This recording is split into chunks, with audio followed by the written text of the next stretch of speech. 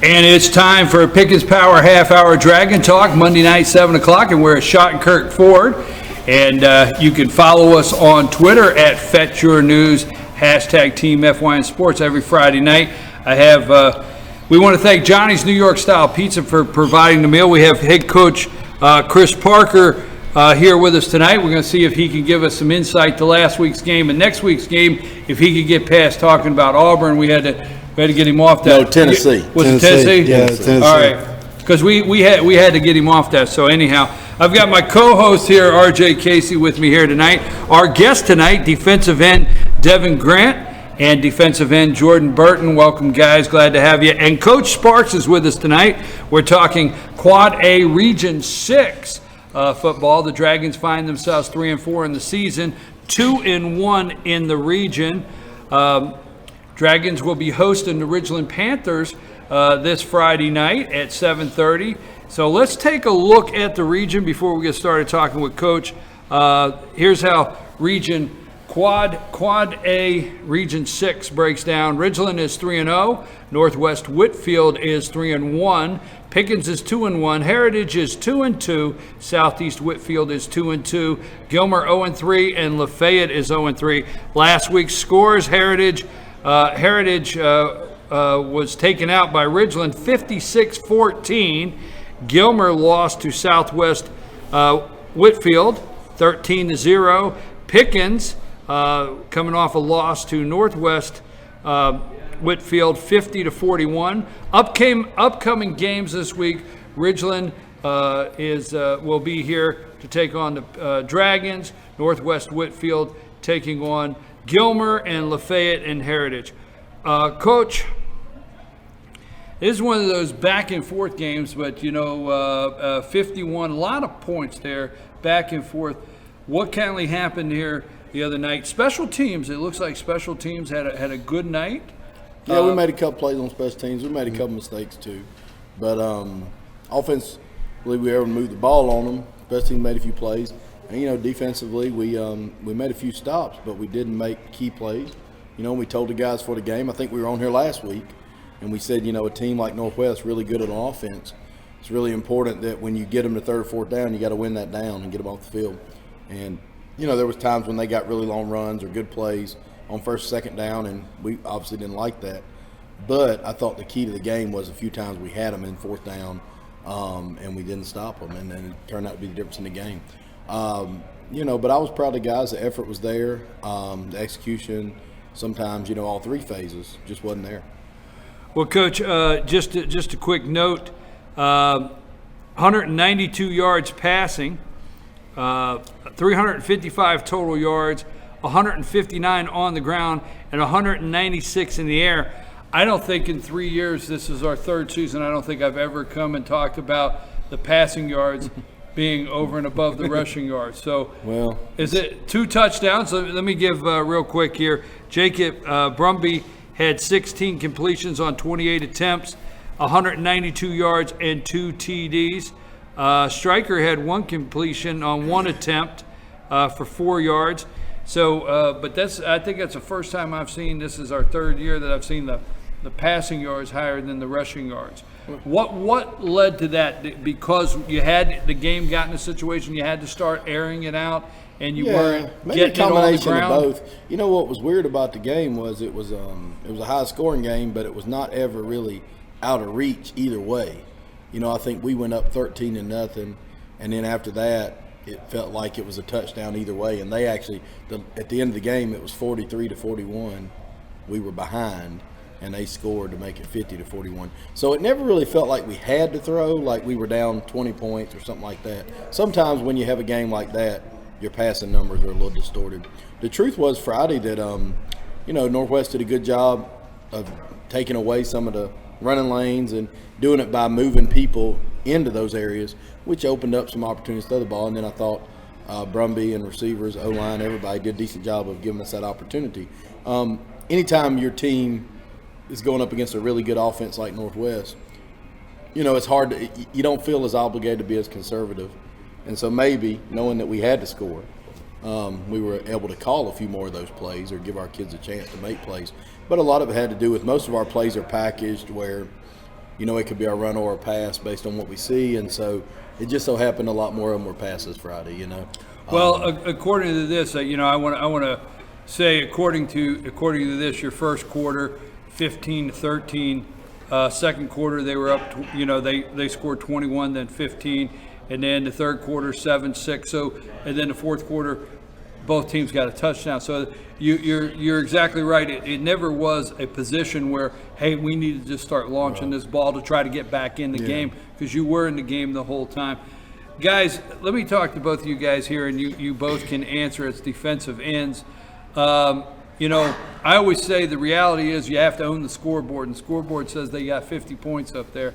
So talk about a little bit of what happened last week. What do you have to do to shut that kind of offense down? Because Ridgeland is, you're looking at Ridgeland this Friday night.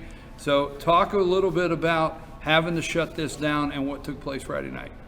Well, to me, basically, it kind of goes back to if they don't score, they can't win. So, I feel like we should come out there, we've watched film over Ridgeland and stuff like that, and they got a pretty good offense overall and stuff, so I just feel like we need to come out there and play hard-nosed football and shut them down and let them start, because if they start, it's going to be neck and neck with going throughout the game. So. What about yourself? This past week, when you look up, it's like I said, earlier, I believe it. Coach knows. We've talked reality and coaching. You got to own the scoreboard, right, Coach? That's Scoreboard doesn't lie. So when you look up and you see that this offense got 50 points on you on the defense, what are you guys looking at? What do you guys feel you need to do better this week? Well, we'll have to really contain this next offense and this next week, because they have a lot of really quick guys that if they get up on the edge, I'm not sure many of us will be able to catch up with them and tackle them. So we'll really have to keep them contained on the edges. That's a very polite way to say that, by the way, for Devin. There is nobody we have that's going to catch some of these guys if they get behind us. Thank you, Devin. He's exactly right. They got Are you translating, Coach? Yeah, he said it exactly right. I just thought it was I couldn't have said it better myself. I'm going to take his line. Ridgeland's got a good football team. They've scored 40-plus points on everyone they play. They don't give up many points. Coach Tankersley does a good job with them. He's a friend of mine. Always like playing with him and against him, and but he's got a good team. They've got a good team up there, and they're very talented, and they do a good job scheme wise too. So it's, we're gonna have our hands full Friday. We're gonna have to play well, but at the same time, we're not gonna sit up here and not feel like we have any chance or not compete or not give ourselves a chance. We've been in 7 ball games this year, and all 7 of them have come down at the very end of the game. So we want to believe we can go out there and make this game the same way. So to do that, we cannot let them get behind us, because, we're going to have a hard time catching them. We're going to have to contain. We're going to have to set the edge. We're going to have to make tackles and gain tackle. And then on offense, when we get opportunity to score, we're going to have to score, because you don't know how many opportunities you get. Because they got some really good players on defense. Some of them same guys play defense, They got a good team. It's going to be a challenge. Coach Sparks, this past week, when you see, obviously when you come home and somebody's put up 50 points on you, you got to work on some things. What are things that you guys brought home as the coaching staff that you immediately start working on this week? Well, you just gotta get better week to week, because if you don't get better, you're gonna digress. You're gonna go backwards and things. So you always want to keep moving forward and not leave it up to your opponents to fall down in that and you kind of sneak up on them. You want to always compete and always get better. And I think these guys do a good job of that at practice. They know that we shouldn't have had 50 points scored on us, and that was on the defense. And we kind of took some blows with that. So we're going to try to get better with that this week. And I think we got a good game plan coming in this week. We're going to take a brief break. You're watching Pickens Power Half Hour Dragon Talk here from Schottenkirk Ford. Again, we want to thank Johnny's New York Style Pizza. I'm your host, BKP, and when we come back, RJ Casey, my co-host here, he's going to get some questions in, and he's going to tell us a little bit about, give us a little bit of preview of what they may be looking at Ridgeland. I'm your host, BKP. We'll be back right after these messages.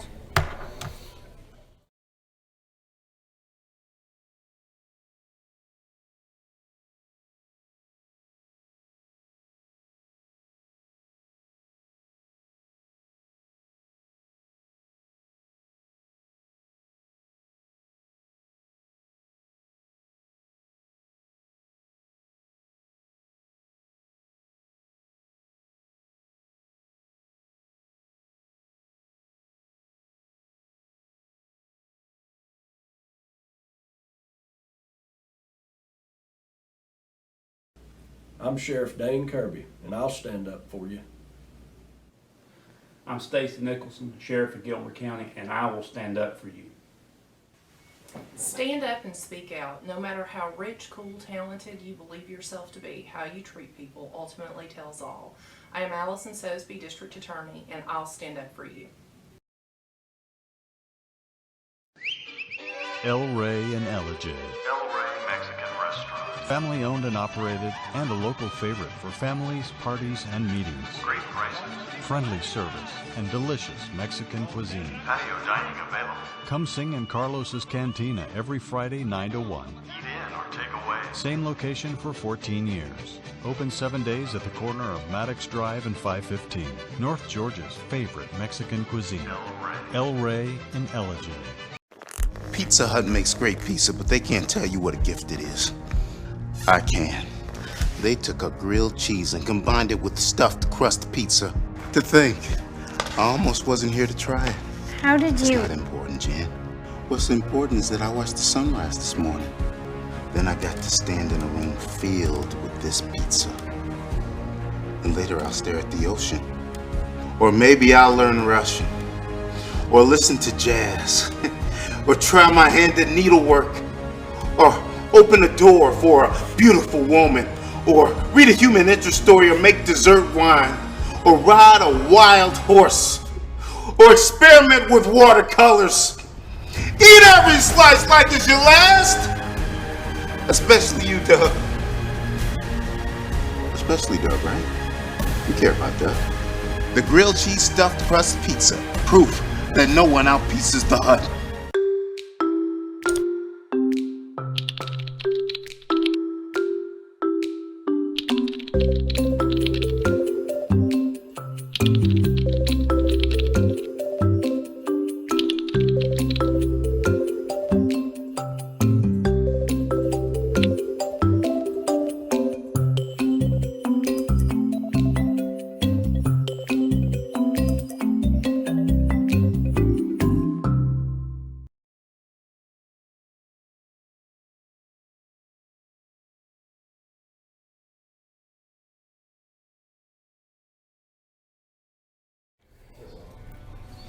And we're back. You're watching Pickens Power Half Hour Dragon Talk, and we're here at Schottenkirk Ford. Can you tell I got this Shelby right behind me? They haven't sold it yet. They're saving it for me, right? So anyhow, I'm your host, BKP. We want to thank Johnny's New York Style Pizza.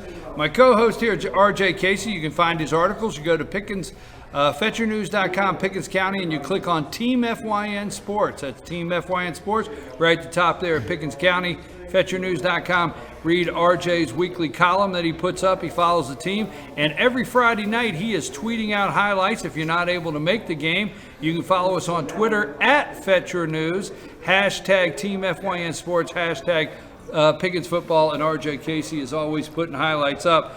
Let me give a couple shout-outs here before we turn it over to RJ to ask some questions. Rushing, 14 carries for 67 yards for Chris Pittman. But let's roll down here to defense, and let's bring up another Pittman, Alex Pittman, 12 tackles on the night, 5 solo, 7 assists, 2 tackles for a loss. So way to go, Alex. RJ, pretend they're not here for a minute. Can you? Can you try? Yeah. Okay. What are they up against going originally? What are they going to see? What kind of offense? What kind of? Because we can't ask him. Okay, we know what he'll do. It's somewhat of a triple option. They're mainly run, and if they throw it, sometimes Tank will have the halfback pass. Do that. Quarterback's pretty much there just to hand it off to one of their athletes. Pretty much in defense, Jordan and Devin are going to have to do a good job of setting the edges and getting pressure and disrupting that rushing attack. And if they can do that, anything can happen. What do you make of his analysis of the team you're going to see Friday night, Coach? I mean, I think the quarterback's an athlete too. I think they're all good athletes. If you guys are watching, RJ only thinks the rest of them are athletes, but and they run the wing tee. But other than that, he's spot on. No, RJ's exactly right in that they're very good, many running backs. the most difficult teams to play like this, or under center, wing team, are the ones that don't have one guy. They're going to give this guy the ball every time. And they really do have 3 or 4 guys that are very legitimate running backs. I mean, there's 3 or 4 guys that could be one of the best running backs in the region by themselves on the team. Got some questions for our defensive. Let me reintroduce our guest here. I apologize when we opened up. We have head coach Chris Parker here with us. Also, we have Coach Sparks is with us tonight. And our guest here is defensive end Devin Grant and defensive end Jordan Burton. We're glad to have them. RJ, how about some questions for these guys down here on the end?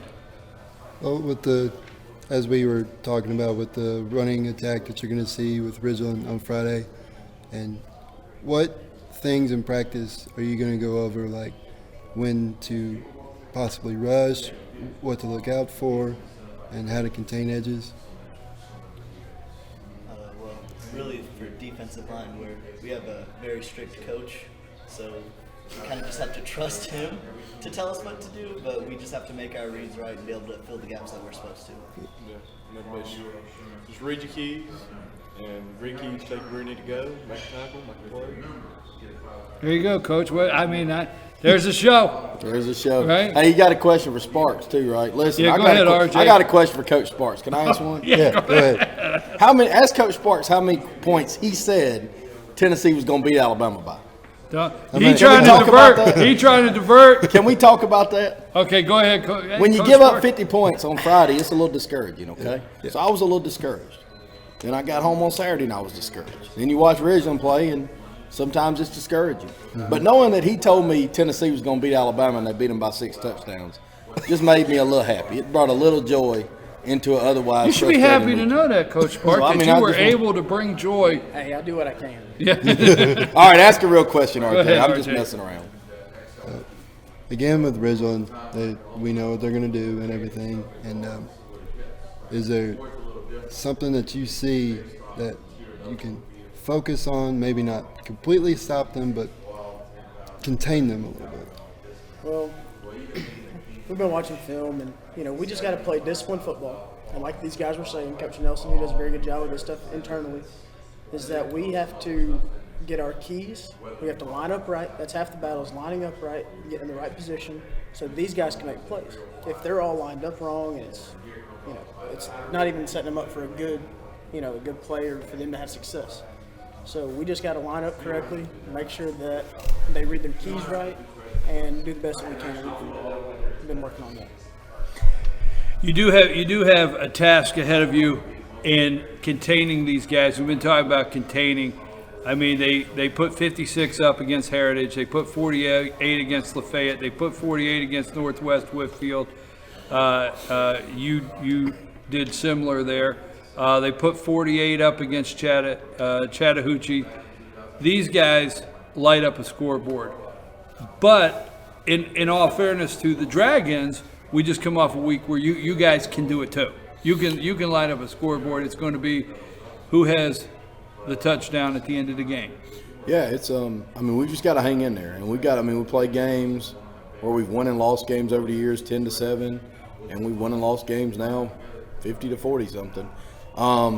Every game's a little different. We just got to hang in there. We got to win every opportunity we have a chance to win a play. So if we get a chance to get a long kick return, or we get a chance to block a punt, or if we get a chance to throw a guy on Ridgeland slips down and we get a wide open receiver, we got to make that play. If you want to beat a team that's undefeated, ranked in the state, scoring 40 points on everybody, you got to have kind of everything go your way.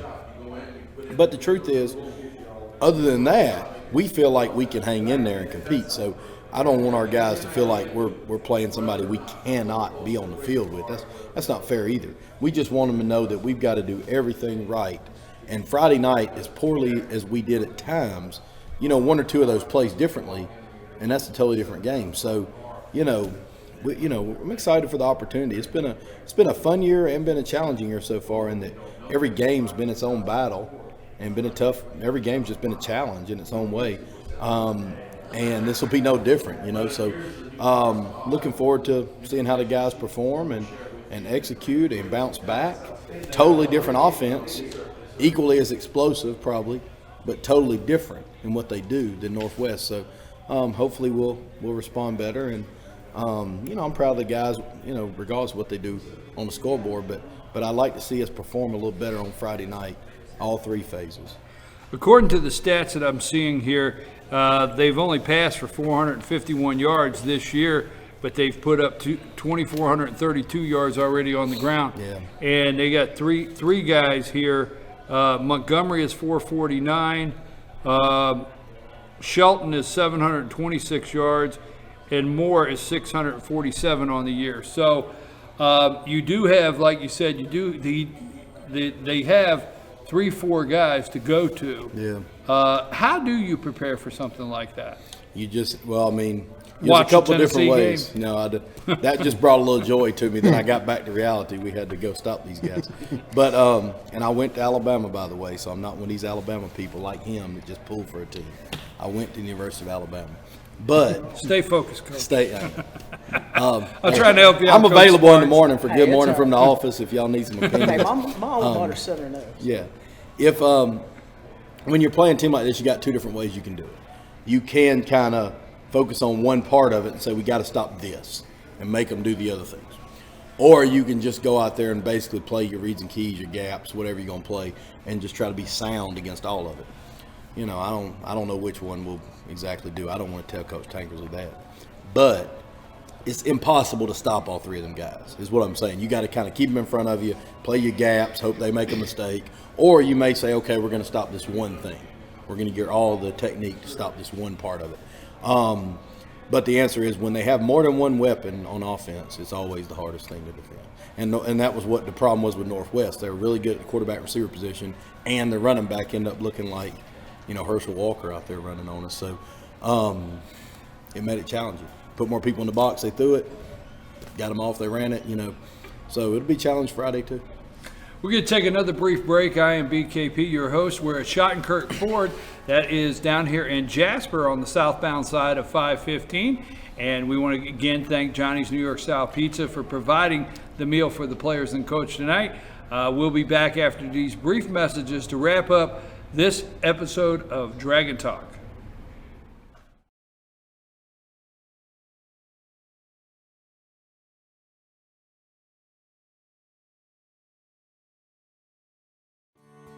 North Georgia Diamond is your source for diamonds. Come on in to view the area's largest selection of fine jewelry at North Georgia Diamond. All repairs and designs are done on site by our jewelers. And North Georgia Diamond has the lowest prices on loose diamonds. You can also sell your gold, silver, and coins at North Georgia Diamond between Walmart and Lowe's in East LJ. Locally owned by Bill and Allison Craig, North Georgia Diamond is your source for diamonds in North Georgia. Pizza Hut makes the best pizza in the entire universe, but they won't tell you that. I've been marooned on this planet for a while now. You are an impressive race. Your children know excellent hiding places. Your oceans aren't filled with lava. And you figured out how to combine a grilled cheese sandwich with a Pizza Hut pizza. Surely interstellar travel will soon follow. And then I can finally get back home. Round. Round like home. The grilled cheese stuffed crust pizza. Proof that no one out-pizzas the Hut. The Chevy Model Year End Clearance event is on at Days Chevrolet in Jasper with savings up to 16% off MSRP. Our biggest discounts of the summer. Save over $4,100 off a new Chevy Malibu, just $19,500. Huge truck savings too, up to $8,600 off loaded Silverado Crew Cab LT. Now only $33,500. Don't miss the Model Year End Clearance event at Days Chevrolet in Jasper. Better days ahead, Days Chevrolet. Find new roads.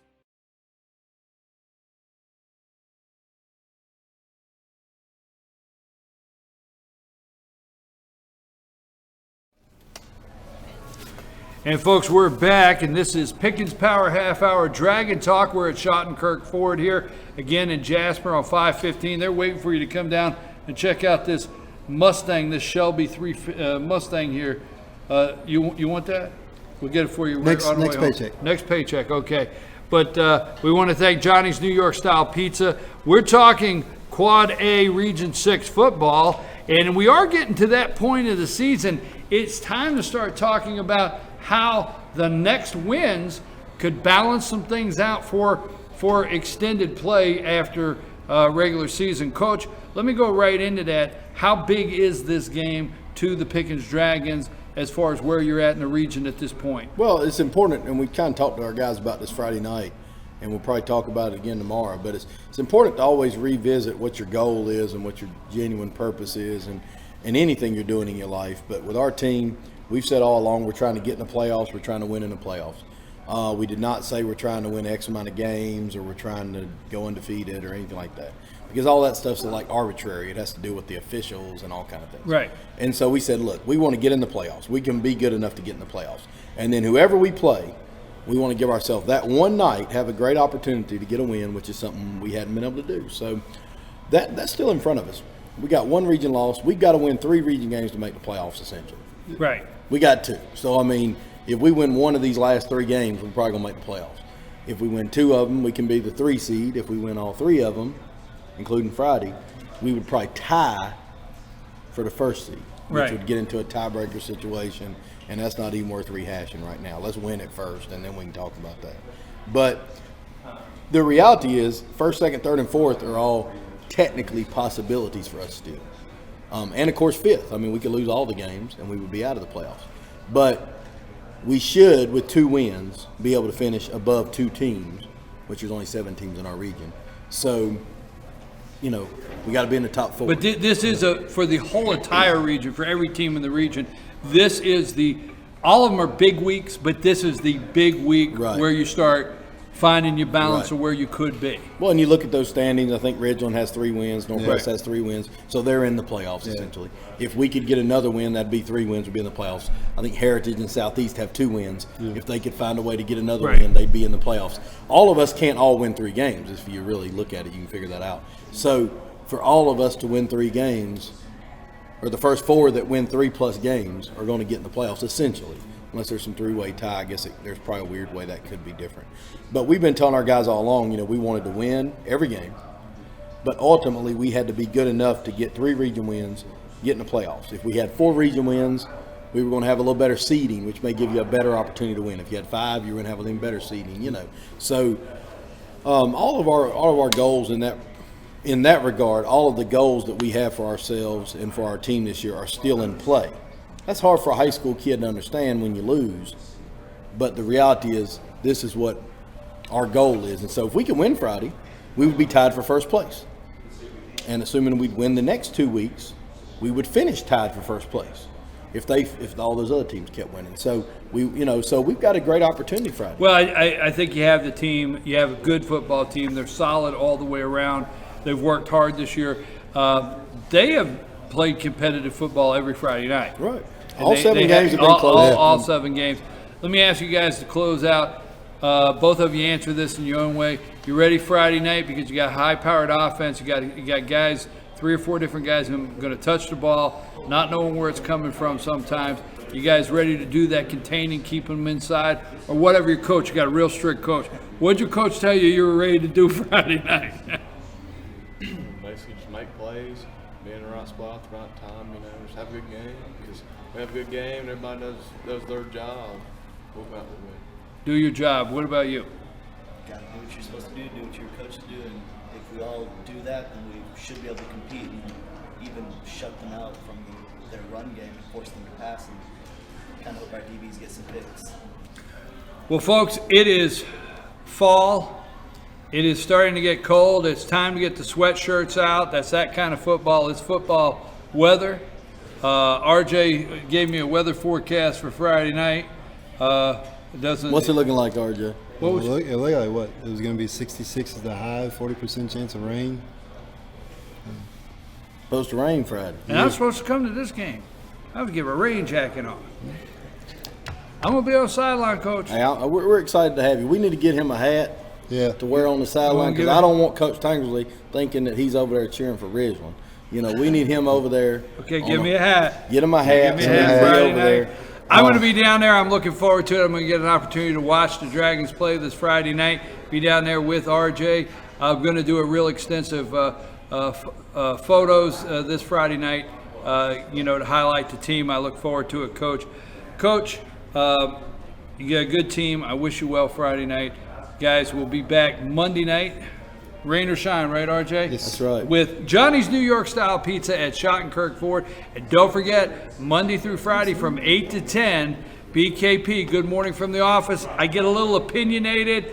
There's an election, if you haven't heard. Debate's on Wednesday. I say some Wednesday things. debate. Every once in a while, something comes up. So tune in at 8 a.m. FYN TV, it's that simple. FetcherNews.com, BKP. And Friday night, follow us on Twitter at Fetcher News. Hashtag Team FYN Sports. Hashtag Pickens Football. Keep up with what's going on. We'll be back next week. We wish all you Dragon fans well. Get down here Friday night. They're going to be at home. They need you in the stands. They need to be packed because they're taking on Ridgeland 7:30. We're out of here next week.